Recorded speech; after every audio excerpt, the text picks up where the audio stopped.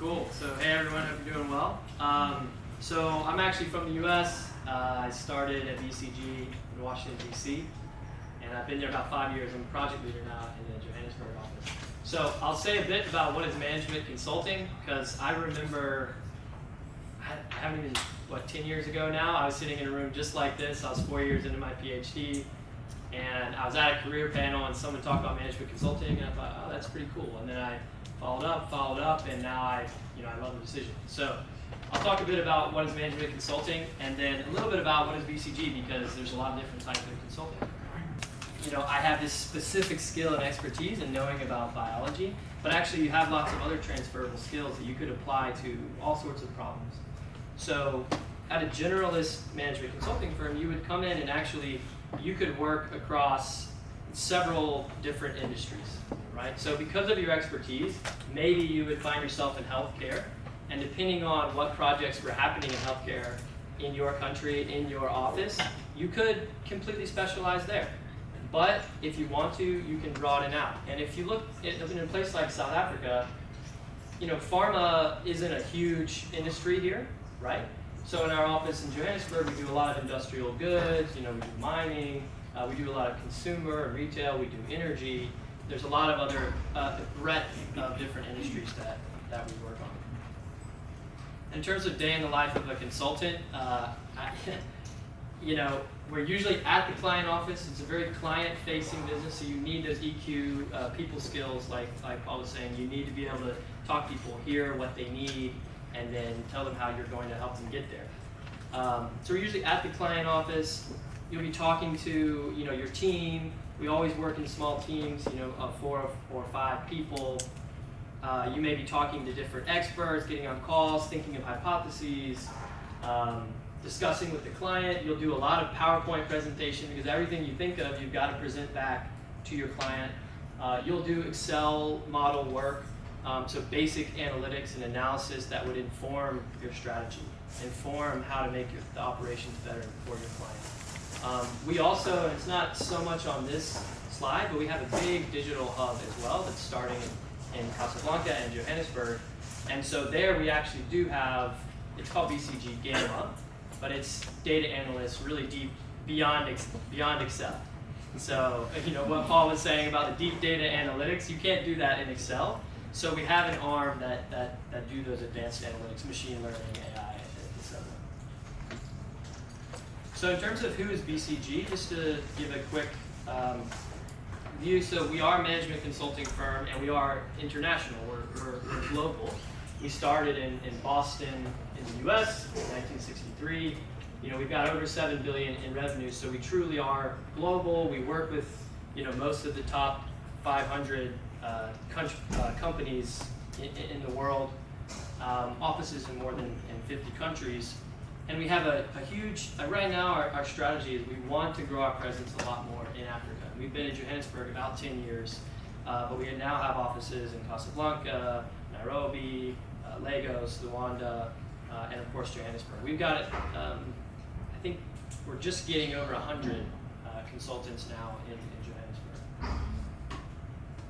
And you might have been able to tell from the way the video is kind of talking a lot about impact. We really care about impact, and so where we see our place is right in the middle of that social sector, public sector, and private sector. So most of the companies we work for are private sector companies. They are the pharma companies, they are the hospital chains in healthcare. They are the WHO and so on, which would then get into public sector. But then we also have lots of social sector partners, Gates Foundation, World Food Program, all of these. And so we find ourselves right in the middle there, working with all of these different clients and helping them think also how they could partner for impact. It's always super important for us as an international firm to think about diversity, because we thrive on the diversity of ideas. And so that is also a huge agenda item for us, and you can talk to others. We've got a few other people here with us who can talk to the table about some of those initiatives. This is just to say, last year we were ranked as the 4th best company to work for in 2019 globally. So we're usually in the top 5 or something like that. And it is a fun place to work, although we do work hard. And that's, I think, pretty general for management consulting. We're gonna work pretty hard, but hopefully you can play hard too and have good impact. I thought just to put some more specifics on it, it might be good to give some case examples of the types of projects we do, so you get a feeling. Where is Asante? Yeah, so I have a colleague here, just so it's not only me talking, to talk about one case example, and then as much time as we have, I'll talk about one other example. So my name is Asante. I've been working at BCG for a year.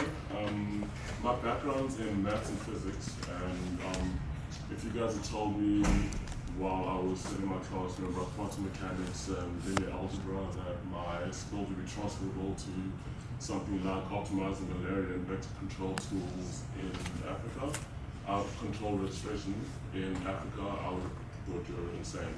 But the beautiful thing about consulting is because the problems that we solve are so diverse, the skill sets that we need in order to solve those problems are just as diverse. So your skills as scientists are always applicable in settings like that.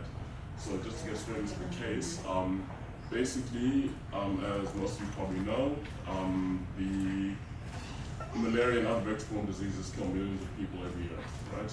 And the issue that we had and the problem we're trying to solve is that at the moment there are lots of innovative tools that are available and people are producing these things, but actually registering them and having them available to the public is a completely different story. So like they can be sent in the lab, they can be tested and all of that, but in order to actually use them in the public sector, for people to have access to them, you actually have to go through all the medical procedures, the same thing as any other medicine.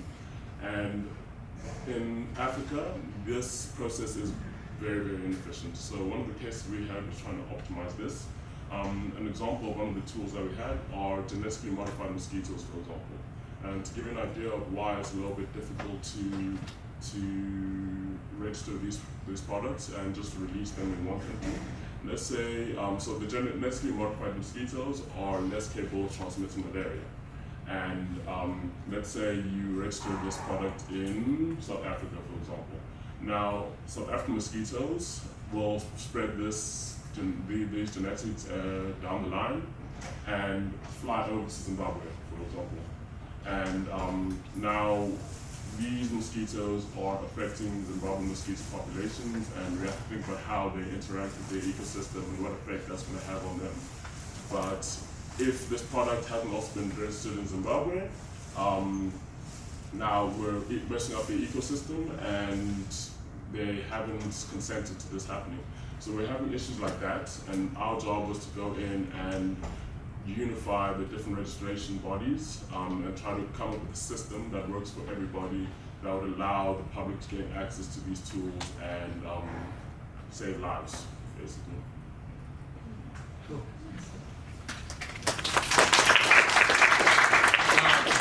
Thanks. So I only have a minute left, so I won't talk too much about the specific example here, but maybe I'll just throw out a couple other project examples of the types of things I've worked on. So because of your expertise and background, you will more often get pulled into those areas, right?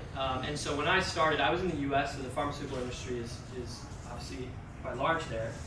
And so, I got on projects that were essentially a new CRISPR gene therapy company we basically helped them start up. We spent 6 months to start them up, decide what diseases they should go after, set up all of their organization so that they could ramp up, and hopefully, I think they're on track for the next year or two, they should have their final clinical trials to produce that gene therapy drug.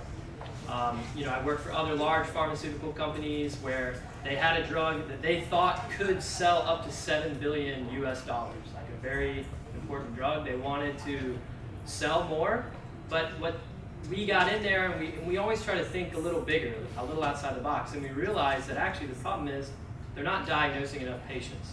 So this heart arrhythmia that it addressed, if you don't diagnose it in time, and 40% of the people never diagnosed it, you end up having a stroke.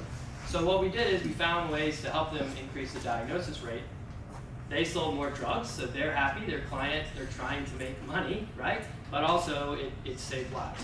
So it's things like that. And then the one I have mentioned here is around public-private partnerships for HIV treatment. And this is where we work with the broad reaches of the world, where the funders say we've got all these different things going on, there's a lot of great ideas, there's some pilots, but where should we invest and really try to scale up what's going on? And in this case, what we ended up doing with one of the funders is designing a strategy that public HIV patients would be able to get their drugs in private sector facilities like GPs, pharmacies, nurse clinics in South Africa. So that's something we're still working on with them. We work with the Department of Health, obviously, as we go with that as well, so that we're coordinated. But I think those are some pretty good examples of what we do. So happy to answer questions as well when we get to the